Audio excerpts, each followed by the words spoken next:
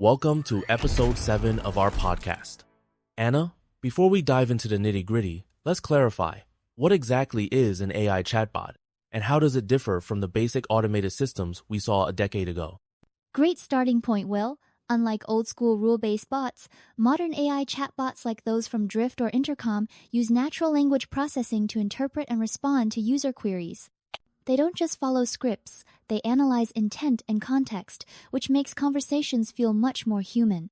So, in essence, they're software agents that can mimic human conversation, right? But what's under the hood? How do they actually manage to understand such a variety of questions?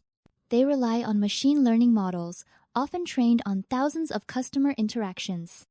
This lets them recognize patterns. So when you ask about, say, shipping times, the bot can pull up relevant answers from its knowledge base, adapting to different ways users might phrase their questions. Let's talk tools. You mentioned Drift and Intercom. What sets these platforms apart, and why have they become so popular in recent years? Drift and Intercom stand out because they focus on real-time engagement. For example, Drift's bots can qualify leads by asking targeted questions, while Intercom's bots integrate with a company's CRM, pulling up data to personalize each interaction. Both emphasize seamless handoffs to human agents when needed. That's interesting. It seems like integration with existing business tools is a key factor. Are there any notable differences in their approaches to user experience? Definitely. Drift leans heavily into sales automation. Think scheduling demos, collecting contact info, whereas Intercom is broader, covering support, onboarding, and even proactive outreach. Both, however, use conversational interfaces to make the process feel less robotic.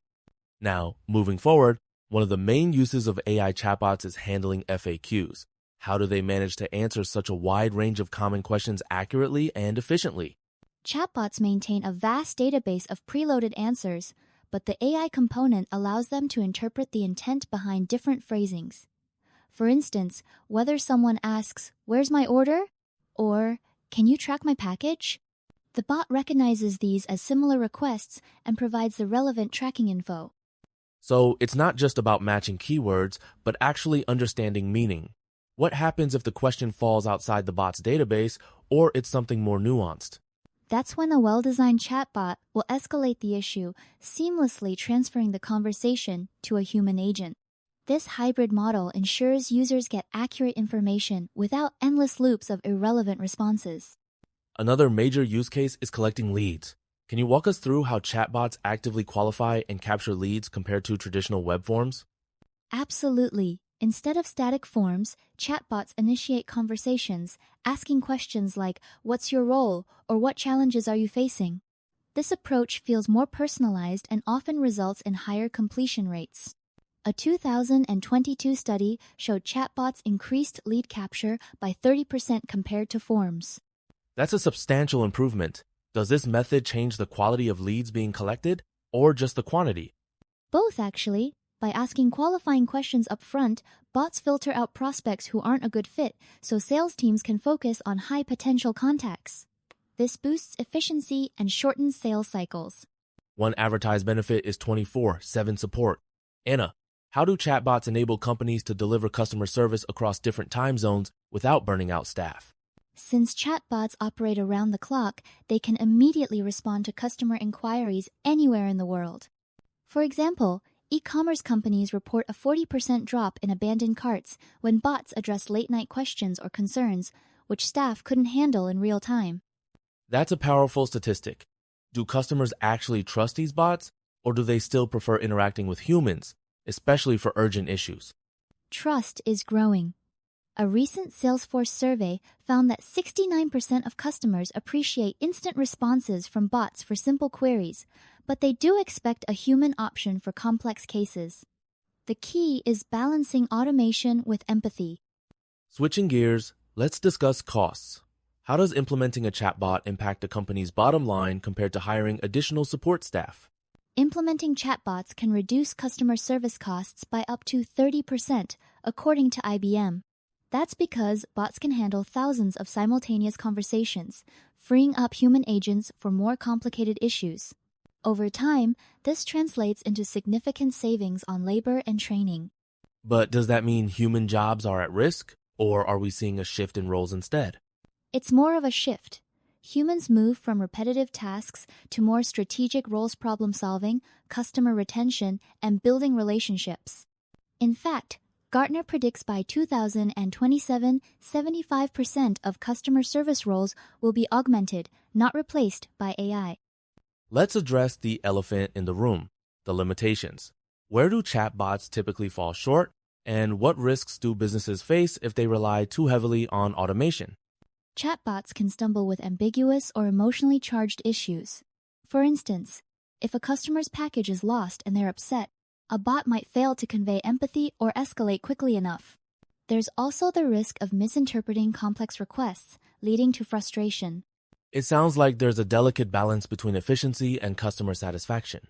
Are there any industries where chatbots are particularly problematic? Healthcare and financial services come to mind. The stakes are higher, and errors can have serious consequences.